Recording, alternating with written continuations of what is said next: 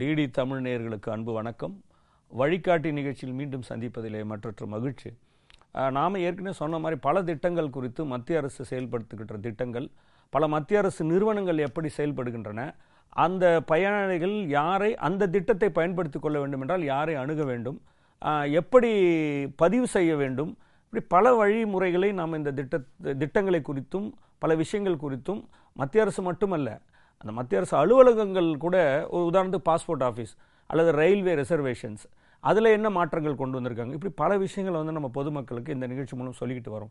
அந்த வகையில் இன்றைக்கு நம்ம இந்த கட்டி சக்தி 2021 பிரதமர் மோடி அவர்கள் இந்த திட்டத்தை செயல்படுத்த வேண்டும் என்று வலியுறுத்தியதன் பேரில், இந்த கட்டி அப்படின்னா வேகம் அப்படின்றது தான். அந்த விவேகம் இருந்தால் போதாது ஒரு திட்டத்தை செயல்படுத்துவதில், அது வேகம் இருக்கணும். நாம் ஒரு திட்டத்தை செயல்படுத்தணும்னா அதுக்கு வெறும் திட்டங்களுக்கான பணம் மட்டும் முக்கியம் இல்லை, அந்த வேகம், அந்த டைம் லிமிட்டுக்குள்ளே, அந்த டெட்லைனுக்குள்ளே அந்த விஷயத்தை முடிக்கணும். அப்படி இல்லைன்னா அதற்கான அந்த பட்ஜெட் பத்தாது. அப்போ அது ஒரு பட்ஜெட்டில், அடுத்த பட்ஜெட்டில் அது இடிக்கும். அப்போ இது தொடர்ந்து அந்த துண்டு விழுந்துகிட்டே இருக்கும். அப்போ அது ஜிடிபியை பாதிக்கும். அப்போ இது பல விஷயங்கள், இதை தொடர்ந்து பல பிரச்சனைகள் வரும் என்பதற்காக தான் இந்த 16 அமைச்சகத்தை ஒன்றிணைத்து மாநில அரசுகளோடு சேர்ந்து செயல்படுகின்ற ஒரு திட்டம். அந்த திட்டம் சரியான நேரத்தில் சரியான முறையில் அது செயல்பட்டால் அது மக்களுக்கு பயனடையும் என்ற நோக்கத்தில் தான் இந்த கட்டி சக்தி என்ற திட்டம் செயல்படுகிறது. இந்த 3 ஆண்டுகள் முடிந்திருக்கிறது. இன்னும் அதில் பல மாற்றங்களையும் பல நவீன தொழில்நுட்பங்களையும் புகுத்தி அன்றைக்கு அந்த மீட்டிங்கும் நடக்குது, அதை ரிவ்யூ பண்ணுறாங்க. அதுதான் இந்த திட்டத்தினுடைய சக்ஸஸ். அந்த திட்டம் குறித்து தான் திரு சாய் சுதாகர் அவர்கள், அரசியல் விமர்சகர், நம்மகிட்ட வந்திருக்காரு. அது குறித்து பல விஷயங்கள், இதனுடைய அட்வான்டேஜ் என்ன, இதனால் நாட்டுக்கு என்ன பயன், எங்கே அது சுணக்கம் இருக்குன்னு பல விஷயங்கள் நம்ம பேச போகிறோம். உங்கள் சார்பாக சாய் சுதாகர் அவர்களை சந்திப்போம், அவரை வரவேற்போம். வணக்கம் சார். வணக்கம். மோடிஜி 21 அந்த கட்டி சக்தி அப்படின்னு சொன்னார். அது எல்லா துறைகளும் அதை பின்பற்றணும், ரொம்ப அதை வலியுறுத்தி சொல்லிக்கிட்டே இருக்கார். கிட்டத்தட்ட 3 ஆண்டுகள் ஆயிடுச்சு. இப்போ அந்த கட்டி சக்தியில் என்ன மாதிரியான வேகம் எடுத்திருக்கா, எந்த அளவுக்கு வேகம் இப்போ மோடிஜி என்ன செஞ்சிருக்காரு, அதுக்கு அந்த கட்டி சக்தி எல்லா துறைகளும் எப்படி அதை செயல்படுறாங்க இப்போ அந்த திட்டம் வந்த பிறகு? கட்டி சக்தி செயல் வேகம் அப்படின்னு ஏன் அந்த ஃப்ரேஸை கொண்டு வந்தாங்கன்னா, நம்ம நாட்டில் ஒரு பெரிய விஷயம் ஒன்று, அதாவது ஒரு தப்பான விஷயம் திரும்ப திரும்ப நடந்துக்கிட்டே இருந்தது. அது என்னன்னா, இப்போ உதாரணத்துக்கு ஒரு சாலை போடுவதற்கு ஒரு அமௌண்ட்டு சாங்ஷன் ஆகி வந்துடுது, அவங்கக்கிட்டேருந்து இப்போ மத்திய அரசாங்கத்திலேருந்து வந்துடுது. பல காரணங்களுக்காக அது மாநில அரசோ இல்லை மத்திய அரசாங்கமோ ஏதோ ஒரு விஷயத்துக்கு அந்த சில காரணங்களுக்காக அது தடைப்பட்டு அது டிலே ஆகி, அப்போ என்ன ஆகுதுன்னா, அந்த ஒரு திட்டத்தை முடிக்கிறதுக்கு முன்னாடி அது ஒரு 50% அதிகமாக போய் முடியுது. இப்போ பட்ஜெட் 1 கோடி ரூபாய் ஒரு திட்டத்துக்கு கொடுக்குறாங்கன்னா, அந்த திட்டத்தை முடிக்கும் பொழுது அது 1.5 கோடி ரூபாயில் போய் நிற்குது. ஏன்னா அந்த தேக்கத்தினால, அந்த தேக்கம், அந்த டிலே, அது பல காரணங்கள் டிலேக்காக. ஸோ அதனால என்ன பண்ணாங்கன்னா, 2021 அதாவது 75வது சுதந்திர தினம், அந்த சுதந்திர அடைஞ்ச வருஷத்தில் திரு மோடிஜி அவர்கள் என்ன பண்ணாருன்னா, இந்த கட்டி சக்தின்னு ஒரு ஸ்கீமை கொண்டு வந்தார். அந்த ஸ்கீமுக்கு 110 லட்சம் கோடி அதுக்கு ஒரு ஒதுக்கீடு பண்ணாங்க. இது முக்கியமாக என்ன பண்ணணும்னு நினச்சாங்கன்னா, இப்போ ஆர்வமிக்க நகரங்கள் இருக்குது, வில்லேஜஸ் இருக்குது, இந்த இதெல்லாம் ஒரு கூட்டாக முன்னேற்றம் அடைய வேண்டும். அதுக்கு என்னென்ன பண்ணணும் அப்படின்ற ஒரு விஷயத்தை தான் அதை அந்த கட்டி சக்தின்னு ஒரு இதில் கொண்டு வந்தாங்க. ஏன்னா அன்னைக்கு காலகட்டத்தில் பார்த்திங்கன்னா, இந்த திட்டம் வர்றதுக்கு முன்னாடி இந்த தேக்கத்தினால என்ன ஆகுதுன்னா, போய் எல்லாமே ஒரு இடத்துல போய் ஒரு ஃபனல் மாதிரி எல்லாம் போய் அடைஞ்சிடுது, ஸ்டாக்னேஷன் இருக்குது. ஸோ இது முன்னேற்றத்துக்கு ஒரு தடையாக இருக்குது. ஸோ அதனால தான் இந்த கட்டி சக்தி அப்படின்ற ஒரு விஷயத்தை கொண்டு வந்தாங்க. ஆனால் இப்போ இந்த 3 வருஷத்தில் எப்படி சார் இருக்குது இந்த திட்டங்கள் கொண்டு வந்தது? இந்த திட்டம் வந்த பிறகு என்ன பண்ணியிருக்காங்கன்னா, 16 மினிஸ்ட்ரிஸ், மந்திரிகள் கீழே இருக்கிற டிபார்ட்மெண்ட்டை ஒன்றா கொண்டு வந்து பல விஷயங்கள், அது மாசு கட்டுப்பாடு, ஃபைனான்ஸு, இல்லை ரோடுவேஸு, ரயில்வேஸு, எல்லா துறைகளையும் ஒன்றா கொண்டு வந்து ஒரு கட்டமைப்பு வச்சுக்கிட்டு ஸோ எல்லாரும் வந்து ஒருத்தரோட ஒருத்தர் அந்த கான்டாக்டில் இருந்தாங்கன்னா இந்த விஷயங்கள் வந்து சரிவர நடக்கிறதுக்கு ஒரு வாய்ப்பு இருக்கு அப்படின்னு. அதாவது இதுல வந்து எல்லாம் ஒரு கூட்டு முன்னேற்றமாக இருக்க வேண்டும், கூட்டு முயற்சியும் இருக்கணும். இதுல சாலைகள் மேம்பாடு நடக்கணும், இது ரயில்வேஸ் நடக்கணும், எல்லாமே மொத்தமா நடக்கணும். அண்ட் இதில் வந்து குறிப்பாக இந்த கட்டி சக்தி கொண்டு வந்ததுக்கு இன்னொரு முக்கியமான காரணம் என்னென்னா, ஜிடிபின்றது கிராஸ் டொமஸ்டிக் ப்ராடக்ட். அது வந்து நம்ம எவ்வளோ உற்பத்தி பண்ணி விற்கிறோமோ அதுதான் ஒரு நாட்டினுடைய வருமானம். ஸோ அதில் நம்ம நாட்டில் வந்து வெறும் டிரான்ஸ்போர்ட், ஒரு இடத்துலேருந்து இன்னொரு இடத்துக்கு நம்ம பொருள்களை அனுப்புறதுக்கோ இல்லை ரா மெட்டீரியல் வாங்கிறதுக்கோ அந்த டிரான்ஸ்போர்ட்டுக்கு 13% செலவாகுது. அந்த ஜிடிபியில் 13% வந்து வர வருமானத்தில். ஆமாம், அந்த ஜிடிபிக்குள்ளே 13 அதுக்கு போயிடுது. உலக லெவலில் பார்த்தீங்கன்னா இந்த டிரான்ஸ்போர்ட்டேஷனுக்கு செலவு பண்ண வேண்டிய தொகை வந்து 8%. அதுக்கு மேலே போகும், அந்த 5% அதிகமாக பண்ணுறோம். ஸோ அதை வந்து கட்டுப்படுத்தணும். அப்போ வந்து எல்லா முன்னேற்றம் நடந்தால்தான் அந்த 5% கட்டுப்படுத்தினா நம்ம வந்து ஒரு காம்படிட்டிவாக இருப்போம் உலகத்தில். அந்த நம்மளுடைய விலை ரொம்ப அதிகமாக இல்லாமல் மற்றவங்களோட போட்டி செய்து நம்ம பொருளை விற்க முடியும். இருக்கணும் இல்லை குறைவாக இருக்கணும், இல்லை அதிகமாக. நம்மளது வந்து எப்பவுமே அதிகமாக இருக்கிறதுக்கு காரணமே இந்த ஒரு செல்லிங் பிரைஸ் அதிகமாக தான் இருக்கு. ஸோ அதை கட்டுப்படுத்தணும்னா எல்லா விஷயமும் ஒரு லைன்ல வரணும். அது முன்னேற்றம். அந்த முன்னேற்றத்துக்கு இந்த முட்டுக்கட்டைகள் இருக்கு. நிறைய விஷயங்கள், அந்த நிலம் எடுக்க முடியல, சாங்ஷன் வாங்க முடியல, இந்த ஒரு ஃபைனான்ஷியல் சாங்ஷன் வரும். அதனால தான் நீங்கள் கேட்டீங்க இல்லையா, அந்த 110 லட்சம் கோடி எதுக்கு கொடுத்தாங்கன்னா இதுக்கு தான். ஸோ அது எந்த ஒரு நீங்கள் 2014 ஆட்சிக்கு வந்த உடனே பார்த்தீங்கன்னா இன்னி வரைக்கும் எந்த விஷயத்துக்கும் பணம் இல்லைன்னு சொன்னதே கிடையாது. ஒரு உதாரணத்துக்கு சொன்னோம்னா ஆயுஷ்மான் பாரத், அதில் 50 கோடி மக்களுக்கு 5 லட்சம் ரூபாய் வருஷத்துக்கு கொடுக்குறாங்க. இன்னி வரைக்கும் ஒரு 9 கோடி பேர் அதை பயன்படுத்தியிருக்காங்க, அது பயனாளிகள் இருக்கிறாங்க. ஆனால் அந்த பணம் எங்கேருந்து வரும்? யாரும் ப்ரீமியம் கட்டுறது கிடையாது, அரசு கொடுக்குது. ஸோ இதில் இது அரசு கொடுத்தும் நீங்கள் பார்த்தீங்கன்னா 2013 இந்த 2014 இப்போ 25 வரைக்கும் பார்த்தீங்கன்னா அந்த கடன் வாங்கினது கூட ரொம்ப அதிகமாக இல்லை. ஸோ எல்லாத்தையுமே நீங்கள் இந்த ஜிஎஸ்டியை இன்க்ரீஸ் பண்ணி இந்த ஏற்றுமதிகளை அதிகப்படுத்தி நம்மளுடைய ஜிடிபியை அதிகப்படுத்தி அப்படி தான் கொண்டு வராங்க.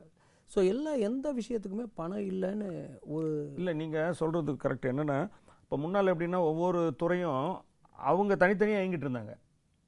அவங்க தனித்தனியாக என்ன சொல்கிறது, ஒரு ஆட்டோக்ராட்டிக் இதில் இருந்தாங்க. ரயில்வேனா அது எங்களுக்கு தெரியாது, நீங்கள் பாருங்கன்னுவாங்க. ரோடு சர்ஃபேஸ் டிரான்ஸ்போர்ட் பார்த்தா அவங்க தனியாக இயங்குவாங்க.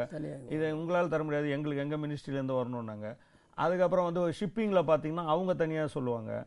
பெட்ரோலியம் அவன் தனியாக, ஏன்னா இதுக்கு மூவ்மெண்ட்டுக்கு பெட்ரோல் தேவை, டீசல் தேவை. நிலக்கரி கோல் மைன்ஸ் அந்த மினிஸ்ட்ரியில் பார்த்தா அவங்க சொல்லுவாங்க.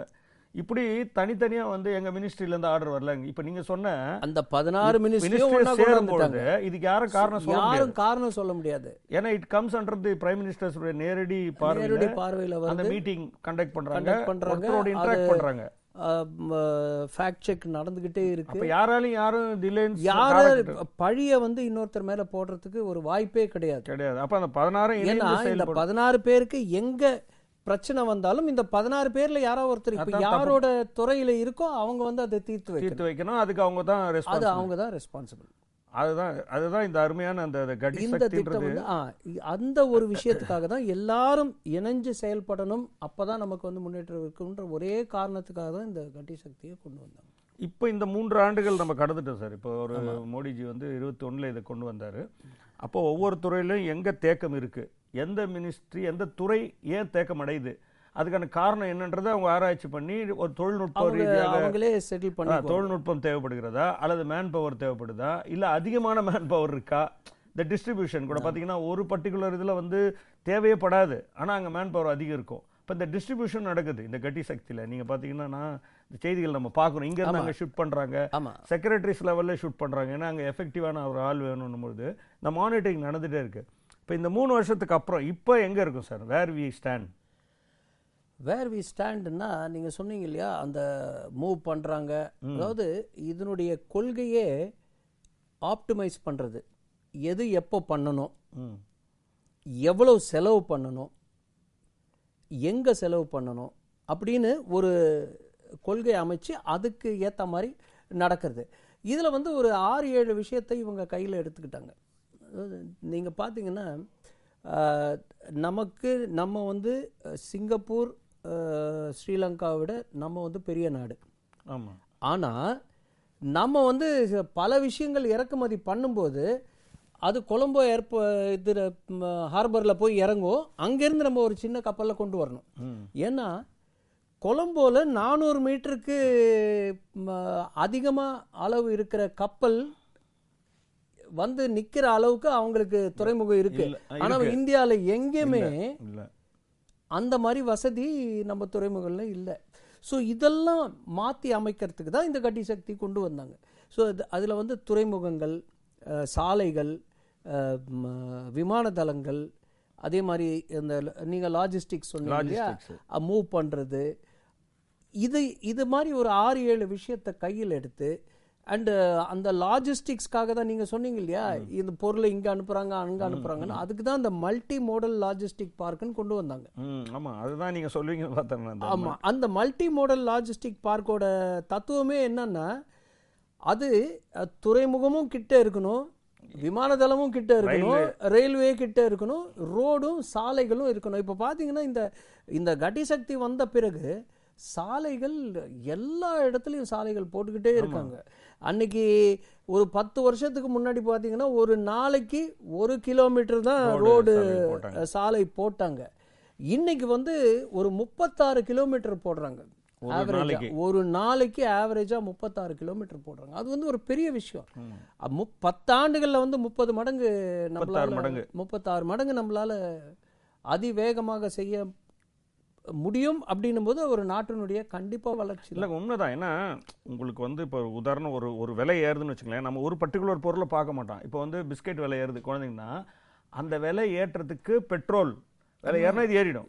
ஏன்னா லாஜிஸ்டிக்ஸ், ஏன்னா அங்கிருந்து கொண்டு வரும். கண்டிப்பா ஏறும். இப்போ நிலக்கரியுடைய விலை ஏறினா கூட்ஸ், கோதுமை விலை ஏறினா பிஸ்கட் விலை எல்லாம் ஏறும். ஸோ இது எல்லாமே ஒன்னோட ஒன்று பிணைஞ்சிருக்கு. இப்போ பிசினஸ் பீப்புளுக்கு வந்து ஒரு பெரிய தடையா இருந்தது. ஒவ்வொரு டிபார்ட்மெண்ட்லேயே போய் கதவு தட்டிட்டு எங்களது எல்லா லாஜிஸ்டிக்ஸில் வந்து பிரச்சனை இருந்தது. இப்போ பார்த்தீங்கன்னா 1 டேப் தான் ஆன்லைன், 2வது கம்ப்யூட்டரைஸ்டு டிஜிட்டல் ஆயிடுச்சு. இப்போ பார்த்தீங்கன்னா நீங்கள் சொல்கிற மாதிரி ஒரே இடத்துல உட்காந்த இடத்துலையே ஒரு பில்லை நம்ம தட்டினா லாஜிஸ்டிக்ஸில் அவங்க பொருளாங்க எங்கே இருக்குதுன்னு ட்ராக் பண்ணுறான், எங்கேயாவது பிரச்சனை இருக்குன்றது. ஸோ அப்போ வந்து உங்களுக்கு அந்த பிரிட்ஜஸ், ரயில்வே ட்ராக்கு, நீங்கள் எல்லாமே அந்த ஆக்சசபிலிட்டி.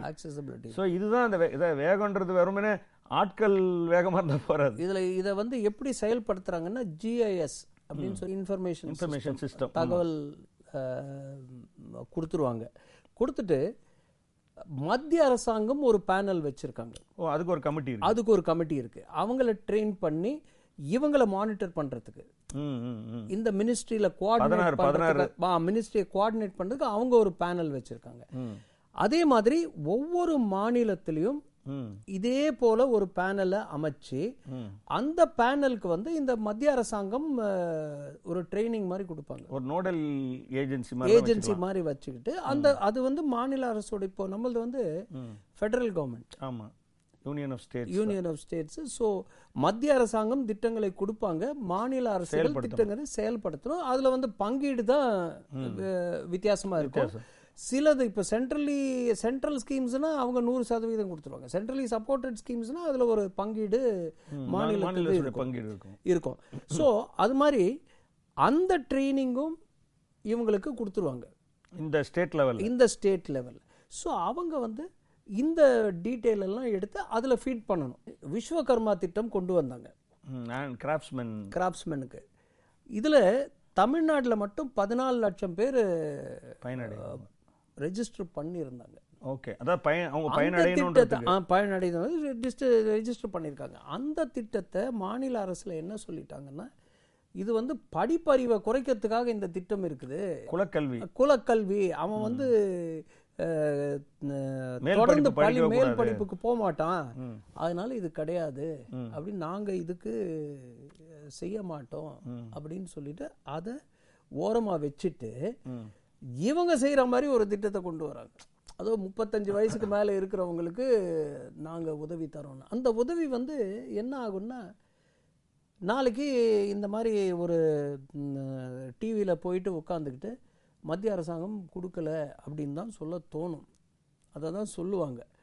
ஏன்னா நீ மத்திய அரசாங்கத்தோட திட்டத்தை நீ செயல்படுத்தினாதான் உனக்கு வந்து மத்திய அரசாங்கம் பணம் கொடுக்கணுன்ற ஒரு கட்டாயம் இருக்கு, இல்லைன்னா கொடுக்க மாட்டாங்க. அதே மாதிரி போஷன் ஒரு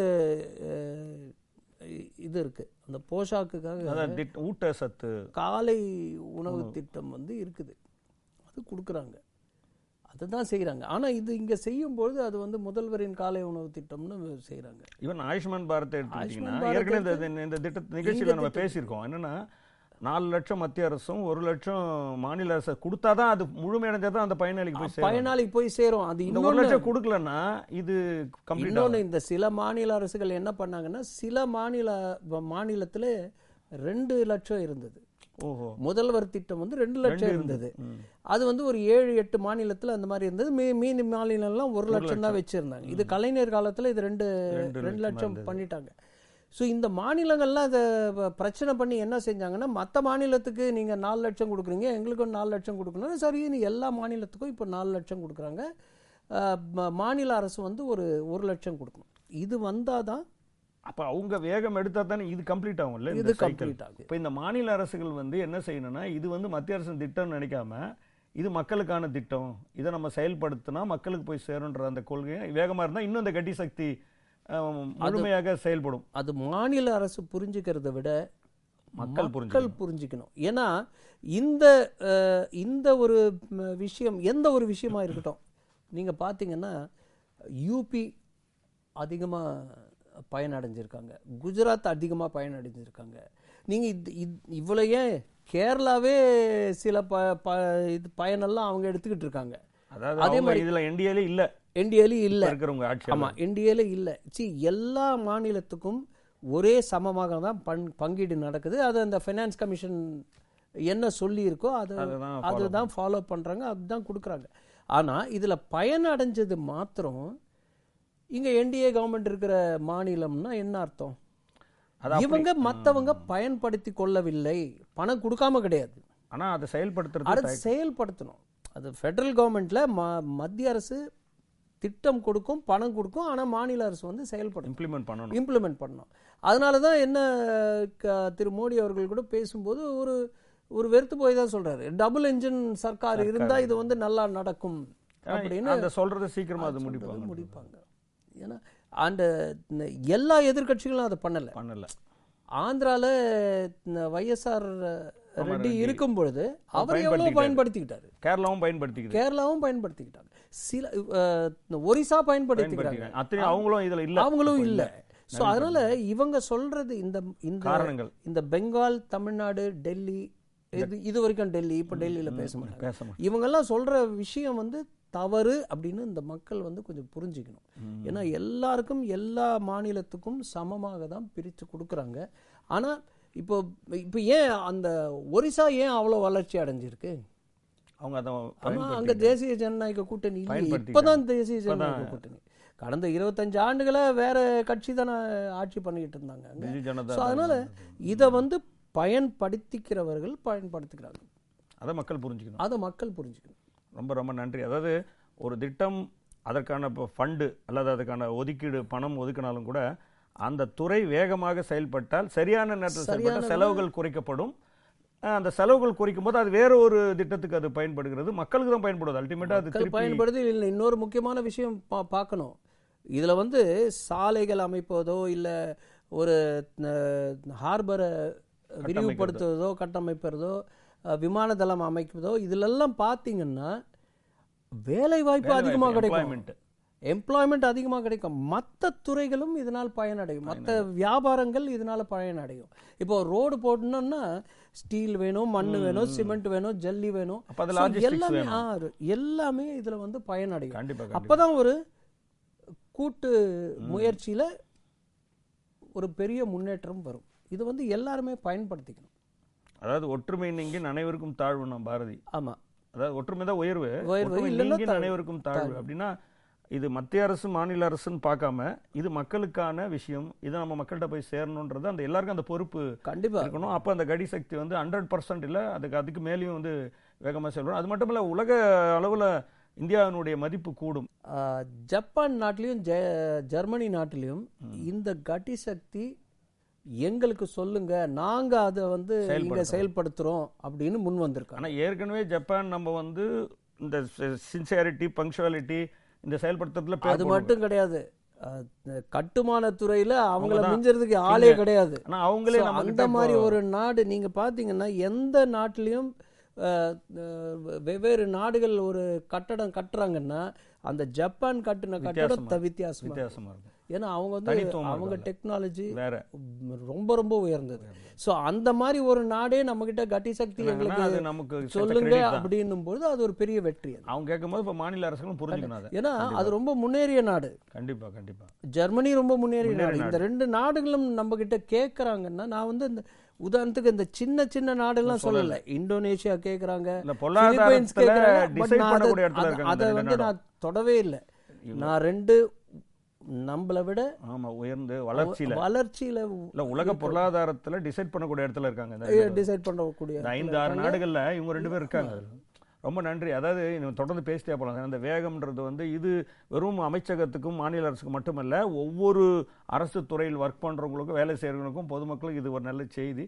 ஸோ வேகம் எடுத்தா கண்டிப்பாக நம்ம நாட்டுக்கு தான் நல்லது. அப்போ நாம் இன்னும் அந்த என்ன சொல்கிறோம், நம்முடைய பண வீக்கங்கள்லாம் அந்த ஜிடிபிலாம் சரி பையும், இது என்னோட ஒன்று ரிலேட்டட் தான் அப்படின்றது இந்த செய்தி நம்ம சொன்னீங்க. ரொம்ப நன்றி. கட்டி சக்தி என்ன அப்படின்னா இது ஒரு ஸ்கீமா அப்படின்னு கேட்பாங்க. இதில் தான் எல்லாமே அடங்கியிருக்கு. இதில் வந்து ஒருங்கிணைந்து வேலை செய்யணுன்ற ஒரு செய்தி மக்கள் போகணும். அப்போ இது மாநில அரசும் மத்திய அரசும் இணைந்து செயல்படும் பொழுது நம்ம என்ன டார்கெட் வச்சுருக்கோமோ அந்த எக்கானமி, இந்த 5 ட்ரில்லியன், அது ரொம்ப தூரம் இல்லை, அடையிறதுக்கு செலவு இல்லை. ஸ்கீமை கொண்டு வரும்போதே அடுத்த 25 ஆண்டுகள் அமிர்த காலம் 47. ஆமாம், 47. அப்போ இன்னும் ஒரு 22 வருஷத்துக்குள்ளே இதை முடியும். கண்டிப்பாக அதுக்குள்ளே நடக்கும். ஏன்னா இப்போயே 3 ட்ரில்லியன் வந்துட்டோம், இன்னும் 2 ட்ரில்லியன்றது ரொம்ப, ஏன்னா அந்த பிளாட்ஃபார்ம் செட் பண்ணியாச்சுன்னா ஈஸி, உங்களுக்கு பேஸ் வந்து இப்போ கிட்டத்தட்ட 4க்கு வந்துருக்கு. கண்டிப்பாக ரொம்ப நன்றி சார். இவ்வளோ நேரம் வந்து இந்த கட்டி சக்தினா என்னன்றதை ரொம்ப சிம்பிளாக, அதை வந்து இது பண்ணாங்க அது பண்ணான்றதோட இதுதான் அது உள்ள தாட்பரியம், இல்லை பேசிக் புரிஞ்சுக்கிட்டா தான் மற்றது தெரியும். ரொம்ப ரொம்ப நன்றி சார். நன்றி.